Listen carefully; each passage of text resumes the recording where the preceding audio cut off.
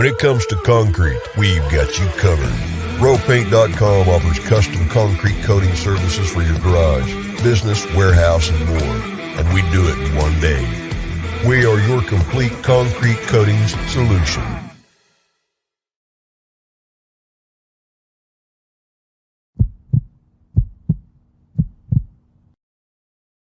This is Bronco Nation News Live. The best interviews, the most informed opinions, the latest breaking news, all from the top Boise State insiders.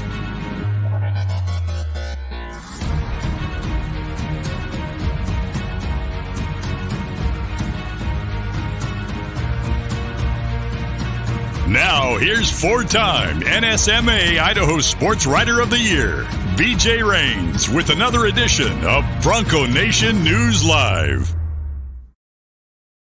Hey, what's going on, Boise State fans? Happy Thursday to you. The comments are already chiming in. Welcoming back Mike Prater. Jordan Morales saying, great to have you back on KTIK and BNN. Prater, yeah, we've been juggling vacations and stuff, but it's good to catch up with you. This is Bronco Nation News Live here at BroncoNationNews.com. I am BJ Rains with Bronco Nation News. Mike Prater, as you know, KTIK 95.3, The Ticket, KTIK.com, the KTIK app, all that great stuff. You can hear him and John Mallory weekdays 3 to 6 with JP on Idaho Sports Talk with Prater in the ball game. And Mike, it's a shame we got nothing to talk about today. I went on vacation. I came back yesterday and they said, nothing happened, Prater. You missed absolutely nothing. Let's try to figure out something to talk about. And lo and behold, guess what? We found something to talk about. Yeah, we were doing our little pre-show meeting, so to speak, last night, talking about the topics for today. And I threw a couple at you, and I thought the truer words have never been said. In a direct quote from Mike Prater, I have plenty of things to say. So, Mike, we do have a lot going on, a lot to talk about. We are kind of taking a little bit of a break this week from our series. We'll get back to that. We got plenty of time before fall camp to hone in on that. I think the bigger story in Boise, Idaho these days right now is conference realignment and what's going to happen, obviously, with the other schools and then how that affects Boise State. Craig Thompson was on a radio interview in Denver this morning and kind of said he wasn't expecting anything to happen, at least imminently here, and didn't seem overly concerned about losing some of his teams. Obviously, I think Notre Dame and whether they go to the Big Ten or not, but it was about exactly 1 month, Mike, from the day that Texas and Oklahoma left to announce they were going to the SEC until I was in the hotel room down there in Orlando when it became official right before the UCF Boise State game. That UCF, BYU, Houston, we're in Cincinnati. We're all going to the Big 12. So it only took about a month. So that is pretty quick. But here we are, still less than a week or so, or about a week exactly since all this happened. So, I don't know. I'm still checking my Twitter every 2 seconds to see if there's any new reports or what Dennis Dodd's tweeting. But it's interesting times for sure right now. It is very interesting times. And I don't think it's a bad time for Boise State. I know there's lots of fan angst out there, and I know a lot of fans have high expectations and high hopes, and I get that. But you know what? Let's talk about Craig Thompson just for a second. Let's start there. He's the newsmaker of the day so far. If he was on the radio in Denver talking about the Mountain West Conference and where they sit, you and I were talking just before we went on the air about Craig Thompson and what he's doing. I think Craig Thompson, I want to fight with some of our listeners. I think Craig Thompson is doing a nice job, and I hesitate to say that, but what? He's what? The hesitate or the nice job part? Which part? Clip that off. Clip that off, JP. Craig Thompson doing a nice job from Mike Prater. Yes. But it bothers me that he's doing a nice job. It bothers me that he's been doing a nice job. And my phrase was, and I think I stole this from Jerry Seinfeld, or maybe I just made it up, but he's being successful by doing nothing.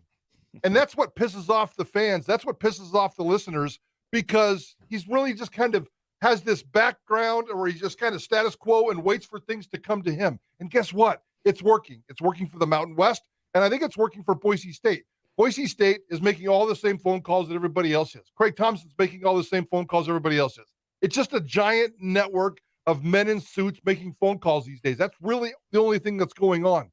Sometime, at one point, there'll be news, and we'll find out what's going on. But Boise State and the Mountain West are in great positions. Not to go off and conquer the world and join the SEC, but to be who they are. And that's a group of five king, and you put yourself in a position, if there's ever an opportunity down the road, you might be able to jump on it. And that's exactly where Boise State is. And the Mountain West, I don't see anybody rating the Mountain West.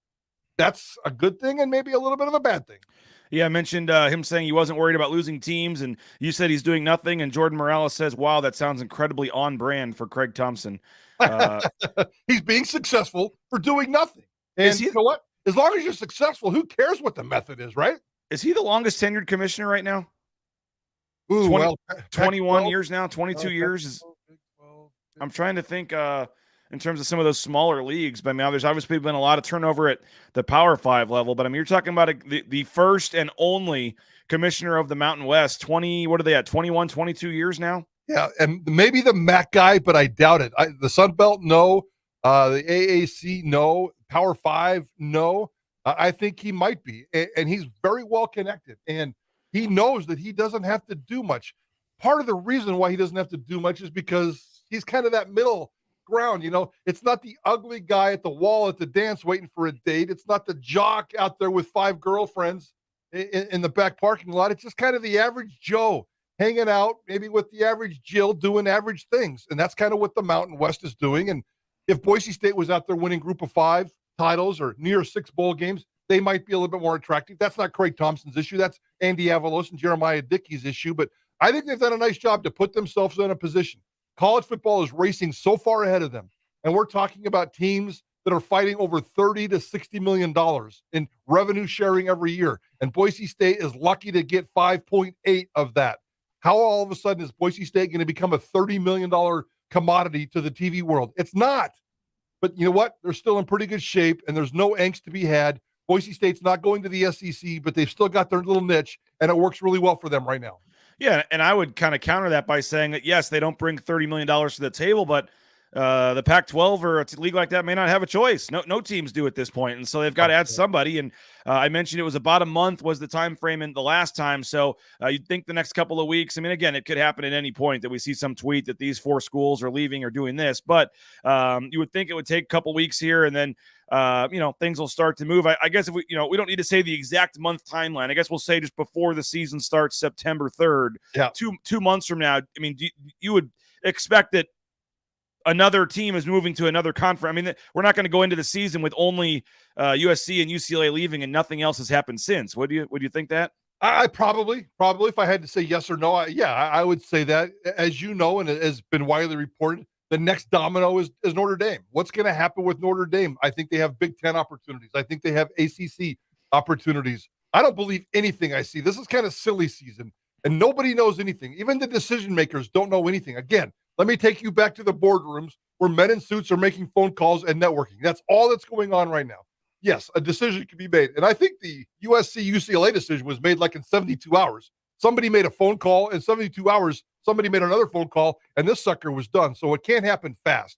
And I think we're going to have to wait and see what Notre Dame does. Then all of a sudden, the trickle-down effect, the big rumors coming out of the Big 12 country is that they're going to raid the Pac-12 and see what happens there. Those are the 2 dominoes. What's the Big 12 going to do next? And what's Notre Dame going to do next? And I think Boise State will get caught up into that whirlwind afterwards. And I know yesterday you were saying maybe it's not necessary, or in terms of Boise State fans excited that this means they're for sure going to a new conference or whatever's going to happen here. I know you had some interesting takes with John yesterday and kind of talking about all this. But I mean, you think about the Pac-12, and I look at it as Washington and Oregon obviously holding all the cards here, and it doesn't sound like anytime soon they're going to jump. Maybe the Big Ten is wanting to just slow down just for a little bit. And as we know, Mike, Oregon and Washington could say right now they're staying, and 2 years from now still leave. I mean, that's what Texas and Oklahoma did, so they stayed for a couple more years and then got the better offer and bolted. And so, but with that said, I think that if you're a Boise State fan, that's what you're rooting for. As I said yesterday with Johnny, that you need Washington and you need Oregon in particular to stay and tell the Pac-12, let's try to make this work. And then, I think the Pac-12 is going to have to add some teams. So you can argue, I said that San Diego State is ahead of Boise State on the list, and people got all mad at me for that. UNLV is getting some talk because of Vegas and what the Pac-12 has started to do with some of their tournaments there in Vegas. And, their offices at one point were thought maybe it could be moved to Las Vegas. I know the Fresno State fans are trying to put Fresno State in the mix there. I guess how do you just – we love talking crazy scenarios that are unlikely to happen, whatever. But if somehow Oregon and Washington stay, The other four that are talking to the Big 12 or whatever, Arizona, Arizona State, Utah, Colorado, they decide to stay. And the Pac-12 says, okay, we're taking our 10 and let's add the best we can and try to, at least for the next couple of years, hold this thing together. Who do you see as is that a scenario where Boise State is one of the 2 or 4 teams that can get in there? Well, I don't want to be a hypocrite and say yes or no, but because nobody knows. And I'm just guessing. Is that a scenario? Sure, it's a scenario, but I don't think it's a likely scenario. Could it happen? Absolutely. Which side? All those teams staying in the Pac-12 or Boise State being one of the teams they add? I don't see the Pac-12 staying status quo. They have to make some kind of move, whether it's their own voluntary move by adding teams or they lose Oregon and Washington. I think likely they're going to lose Oregon and Washington. I said yesterday, and this was basically a John Canzano out of Oregon, one of his deals, but columnist and sports radio guy over there, very powerful guy. And he was talking about Phil Knight and how his emotions and how his bank account could put Oregon and keep the Pac-12 together if he's emotionally tied to the Pac-12. Or maybe he just doesn't care and he wants Oregon to go chase dollars with Washington. I don't see, first of all, if the Pac-12 stays at the Pac-10, I don't see them changing by adding San Diego State and Boise State because, again, we're chasing that $30 million carrot. We need to find a television expert, and that's my job, that's JP's job, that's Johnny's job, and that's your job, to find a television expert to tell us, how could Boise State raise its television value from $6 million to $30 million? And let's just, for the fairness of this conversation, just knock that in half, $15 million. Maybe that's an entry fee that gets you in for the first couple of years. Maybe that's the negotiating price. Certainly the Pac-12, as it stands now, without UCLA and USC, is not worth $30 million a year per team. So let's say even if it's 15, if Boise State has to double or even triple its television value, how are they going to get that done? How can Boise State wake up all of a sudden and become double or triple more valuable when it comes to television?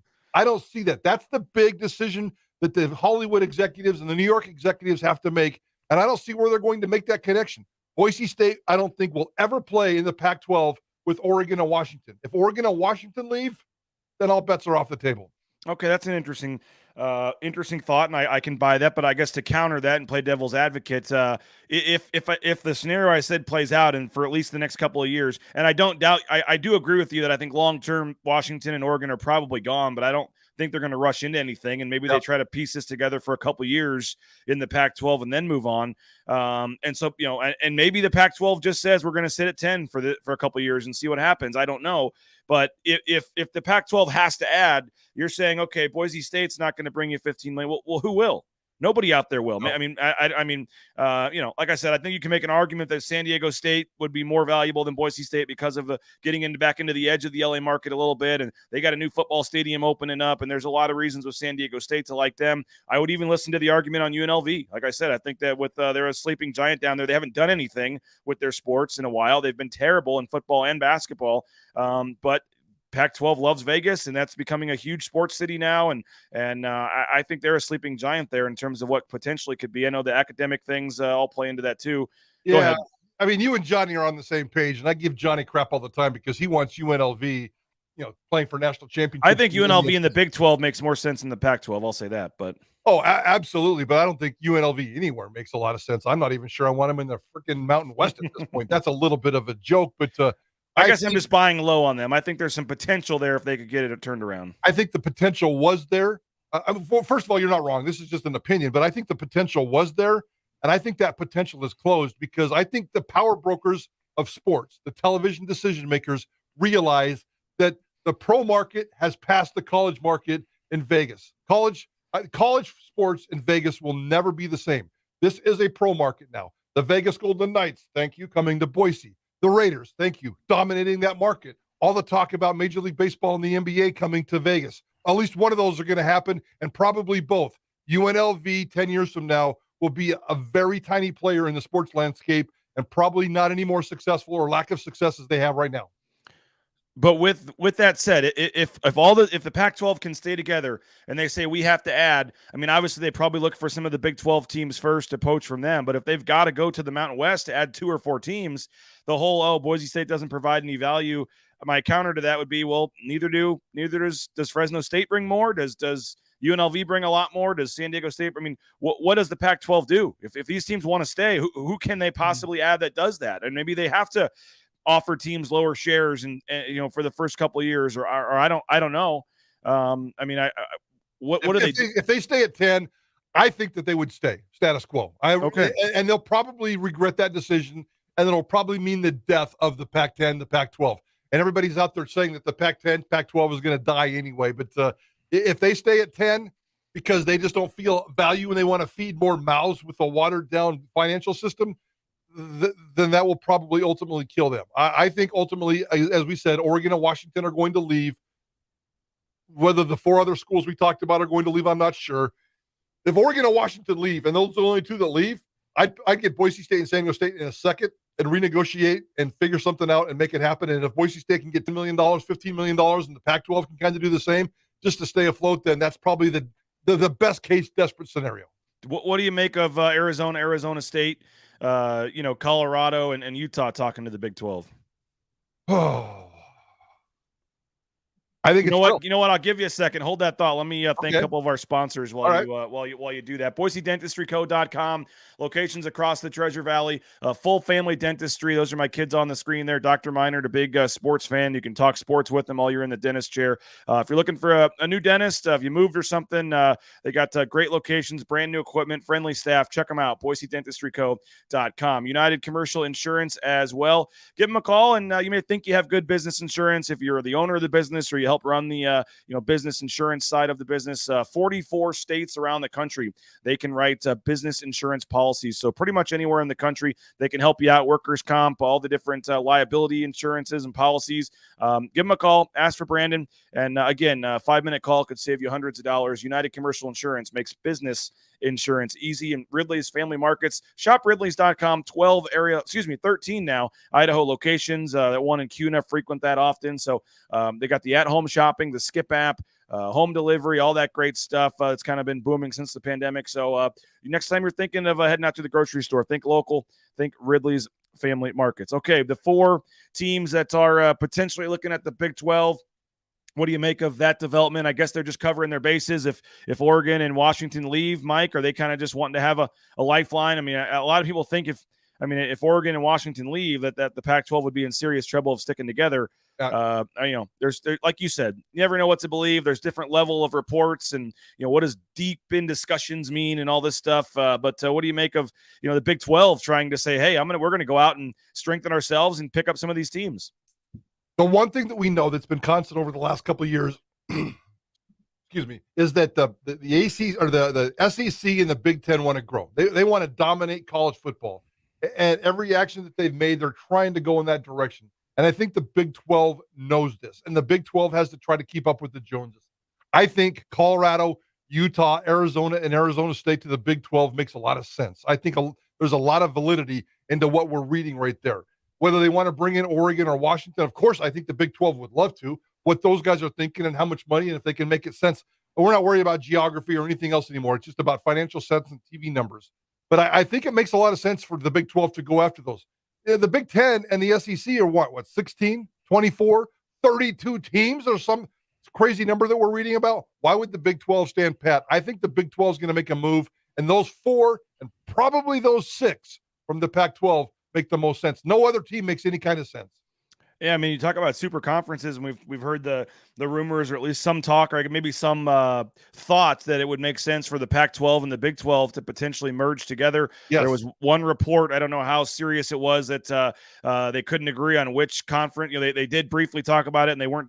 Which conference would keep the name? What would the new name be? There was one report, and again, people are throwing stuff against the wall, but one theory was that the Pac-12 had asked that UCF and BYU, be thrown back out if they were going to merge together.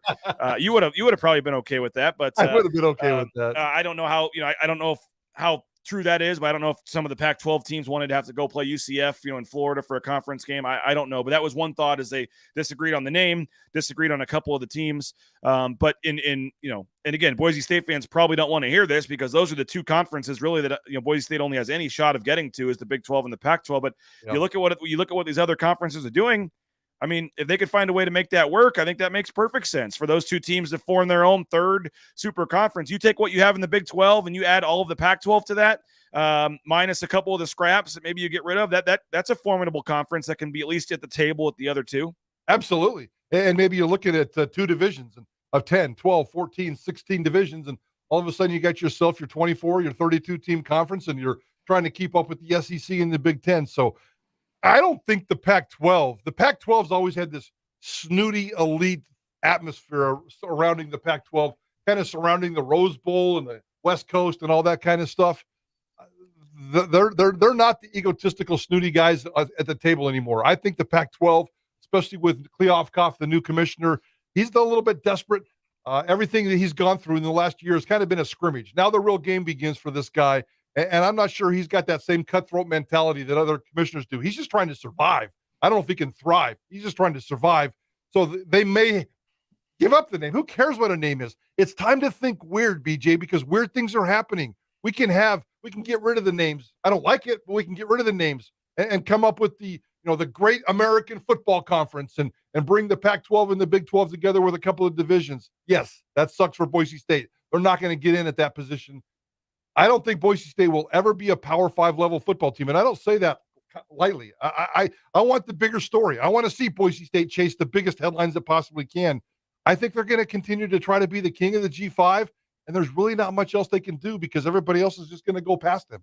And assuming they at least allow the group of five to still have a seat at the table in terms of the college football playoff, there's nothing wrong with that. You can make a case Boise State has a better chance of getting in the playoff as right now, at least if they expand and do add a group of five team, than being like the bottom feeder in the Big 12 or something and having to win that league. I don't know if that's going to happen. Obviously, there was a reason they held off on any kind of new format for the college football playoff, probably seeing that some of this was coming. So who knows? But I mean, I guess the worry for a Boise State fan has to be they do have the 4 super conferences. Boise State's not part of it. And those 4 decide to say, we're doing our own championship.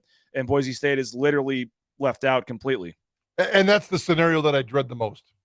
And that's the scenario that I think we should all try to fight back on, whether we're fans, media, whatever, just innocent bystanders of Boise State and Group of 5 football. That would not be a good scenario. All of a sudden, the Group of 5 becomes FCS. It really, truly does. And I think that that's what the power brokers are trying to accomplish. They're trying to accomplish 4 super conferences, and they'll play their own 65-team tournament or whatever the hell it is, and they're going to leave the Boise States behind. And that's not good. That's not good. But the momentum is heading in that direction. Why are we in denial that could and probably is going to happen, BJ? No, I think it's unfortunately becoming more realistic, and that's a doomsday scenario for Boise State fans. Now, Craig Thompson did say in that interview this morning, he confirmed that there were some Mountain West teams that had opportunities to go to the American and decided, obviously to stay. What do you make, I guess, of the Mountain West? And I mean, who knows if they would potentially pick off an Oregon State or a Washington State if they get left out in all this. Do any of the Mountain West teams look to go? I mean, is there any way with the American you can still the Mountain West or another, can try to help itself to get back to, at least trying to stay in the conversation is the Mountain West pretty much nothing they can do? I don't know if a partnership with the American helps at this point, or is there enough Group of 5 teams left that they can form some Group of 5 super conference or something that would get them back on in the ball game? Or in terms of hitching your wagon to the American Athletic Conference, I don't like that idea a lot. Now, maybe a couple of teams you can kind of go off and try to poach. I think the Mountain West is in a better situation now than the American Athletic Conference. Memphis might be a team that you could want to go after. Maybe an SMU. SMU is not good, but they bring in a decent market. They're not going to deliver the Dallas TV numbers, but you can get a nice little chunk out of that if SMU continues to build that football program. So there are certain things you could do to align it. Boise State and the Mountain West would certainly have some options, but I think they'd be very limited. And we have to get past the point where we're taking teams. And this is why I say Boise State's in trouble. These conference leaders have to get past the point of they're taking teams just to take them. It has to have some serious television value. And Boise State just does not have that right now.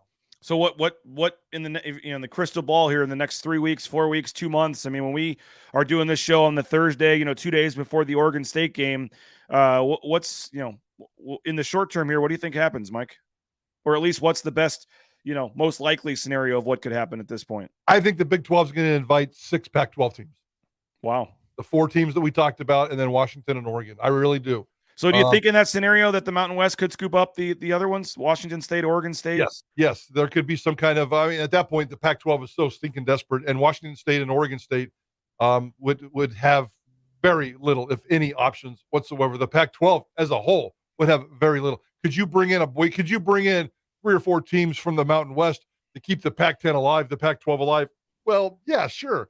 In brand, but in value, it's like Boise State chasing, the big sky, the big West, the WAC, the Mountain West. They just keep chasing and chasing and chasing, and they'll get invited to the Pac-12, but Oregon and Washington are not going to be there. It's always chasing and never catching. So I do worry about that, but I think the Big 12 has to make a serious move, and I think they're going to invite all 6 of those Pac-12 teams. Do you think the Big 12 made a mistake by hurrying and adding UCF and BYU and Cincinnati and Houston? I mean, could they have gotten some of these Pac-12 teams that they'd rather have than them, or do those teams still provide enough value that they were smart to jump on that? Yeah, I think the Big 12 wants both, especially as we sit here today. I think they're happy that they made that move because those were 4 good programs, 4 good markets. There's nothing wrong with those 4 markets. And then the fact that everything else, I think the Big 12 finds itself in a pretty good position. I don't think the Big 12 is panicking yet. They know they're being passed by the Big 10 and the SEC, but I think they're in better position than the ACC, and I think they could come out and be the number 3 Power 5 conference in this league, especially if they get those 6 Pac-12 teams. You might laugh at me when I ask you this question, but I am being somewhat serious, just right, as we're throwing out crazy scenarios. Let's do it. In any of these scenarios, does Stanford land in the Mountain West? I did laugh, and I tried not to. We had in our production meeting yesterday here at KTIK, we talked a lot about Cal Stanford, and that's I laughed, but I'm not going to take anything off the table. I mean, to see Stanford in the Mountain West would be weird. Stanford and Cal are kind of aligned. One's a private school, one's a state school. Well, not a state school, but it's in the Cal Berkeley system. But they're partners. They like to work together. 90% of what those 2 schools do have nothing to do with athletics, and they love the brotherhood. They love the partnership. I think Stanford and Cal would work together. I would love to pick the brain of, not that he knows, but he hears things. We're trying to get Justin Wilcox on our show. I would like to know where his brain is right now. He's an analytical thinker. I think he's a deep thinker, and he's going to give us some thoughts about where he's going. Stanford and Cal, to me, nobody's talking about them. They have to go somewhere. Stanford could probably do the independent thing, especially depending on what Notre Dame does. Cal, that's a good one, BJ. I cannot wait to see what happens with Stanford and Cal. So if the Pac-12 does get rated and all they have left is Cal, Stanford, Wazoo, and Oregon State, is it more likely those schools would join the Mountain West, or that the Pac-12 would take half the Mountain West just to try to keep the name and the brand? I think the Pac-12 would try to keep the name and the brand going by bringing in San Diego State, Fresno State, Boise State, maybe UNLV just to please you and Johnny, a Utah State. Because I just want more trips to Vegas. If Boise State's going, UNLV better be going too. There you go. Maybe Utah State, and I know Colorado State always gets this weird, crazy love that I don't understand. But yeah, I think that the Pac-12 would have to be desperate enough where they would do something like that. Yes. And I guess final thing, Mike. I mean, I don't know your first thought or what was going on when you first saw the first tweet that UCLA and USC were going to the Big Ten. But I mean, just you've been seeing this a long time. I was telling John yesterday, I'm used to the Big 8 days, man, and the Big 12 and the Missouri-Kansas rivalry and all this stuff. And now it's just all these teams. And now, this Rutgers-USC rivalry is just going to be fascinating in the Big 10. But I mean, I guess just at this, when you saw the news and when you just think about where this is all headed, as someone that's obviously covered and watched sports for a long time, what do you make of just the where this is going and the changing landscape and just how far away we're getting from the traditional rivalries and things like that? If I can be so graphic, at 9:34 in the morning, when I heard that, I vomited. And I was on vacation, and it had nothing to do with alcohol, BJ. I literally vomited. It was a gut punch. I may have even been a little bit more graphic on Idaho Sports Talk yesterday. Go down a couple of inches, and I felt like I got punched there. It was a disgusting feeling. It was a gross feeling. I became a USC football fan in my neighbor's basement in 1972. They were California transplants, and we would every Saturday gather in that family's basement and watch USC football games. And Anthony Davis with 6 touchdowns against Notre Dame changed my life. And until I went to the University of Utah 10 years later, I was a USC football fan. And USC and Utah football are the two most important sports entities in my life. And now there's weird, crazy things happening. USC anywhere but the Pac-12, it's blasphemy. I could care less about UCLA and their stupid colors. Get rid of UCLA. Put them in the Sun Belt. But USC moving out of the Pac-12, it's horrible. It's disgusting. We've all become jaded over the last couple of years, especially in this business. We understand what's going on. We know why it's going on, but it's horrible. It's disgusting. And I just fear the thought of what college football is going to look like the day I die, BJ. It's not going to be good. No, and it is very disappointing. But hopefully for Boise State fans, they can somehow get a situation that's desirable for them and for us too. We're not fans, Mike, but obviously, we'd much rather cover a team in a power conference or cover a team that has a chance to actually win a championship and not be in some lower level or whatever. So there's a lot still to be played out in the next couple of months. But I like I said, I think things will move, fairly quickly here. And I do agree with you that I think there will be another team moving to a new conference somewhere before Boise State plays Oregon State. I think it just has to happen at this point. So I would agree with that. And Boise State just needs to continue to do what it's doing. It's coming off a 5-loss season. It's more about what have you done for me lately? One of my favorite song lines from one of my favorite bands, Magic Giant, is, you want to change the world? How about your hometown? Take care of your own business. Make sure it's all taken care of. Boise State just has to focus on no more 5-loss football seasons, make themselves relevant again, and eventually this will all take care of itself. And as Big Wade says to wrap it up, Conference Palooza is great for talk show material, but for this fan, it sucks. Well said. I couldn't agree more. I couldn't agree more, Wade. Appreciate it, Mike. We'll appreciate JP for getting us on. We'll be listening 3 to 6 today as you guys continue to follow any of the latest developments with this. 95.3 FM, 1350 AM, online as well, KTIK.com, the KTIK app. So appreciate your time as always, and we'll talk to you next Thursday. Let's do tomorrow. Bronco Nation News Report at 4 o'clock on Idaho Sports Talk. Every Friday with BJ Rains. We'll take this conversation to a whole nother level, buddy. Thanks, Idaho Central Credit Union, ICCU.com. Thanks to Lithia Ford of Boise and obviously rowpaint.com as well. All of our great sponsors here at Bronco Nation News. He's Mike. I'm BJ. We appreciate you guys for joining us. We'll talk to you 9 a.m. tomorrow unless news breaks and something is warranted sooner. Bronco Nation News, bronconationnews.com.